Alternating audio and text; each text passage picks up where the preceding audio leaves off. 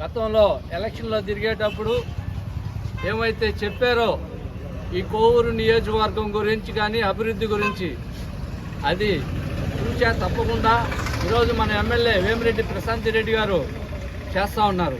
ఎందుకంటే గతంలో తల్లికి వందనం ఎలక్షన్లో చెప్పారు, ఈరోజు అది చేశారు. ఎలక్షన్లో దీపం పథకం చెప్పారు, ఈరోజు ఎమ్మెల్యే గారు అది చేశారు. నారా చంద్రబాబు నాయుడు గారి నాయకత్వంలో ఆయన ఆశీస్సులతో ఈ నియోజకవర్గాన్ని దశ దిశ మారుస్తున్న మన ఎమ్మెల్యే గారు ఎలక్షన్లో ఏదైతే చెప్పినని ఈరోజు అన్ని దీపం పథకం కానివ్వండి, మత్స్యకారులు కానివ్వండి, సీఎం ఇది కానివ్వండి, ప్రతిదీ కూడా ఈరోజు ఎప్పుడూ జరగనంత అభివృద్ధి మన కోవూరు నియోజకవర్గంలో జరుగుతూ ఉంది. ఎమ్మెల్యే గారు నాయకత్వంలో మరియు మన ఎంపీ వేమిరెడ్డి ప్రభాకర్ రెడ్డి గారి నాయకత్వంలో మన నియోజకవర్గం ఇంకా ముందుకు పోతుందని ఆశిస్తూ సెలవు తీసుకుంటాం.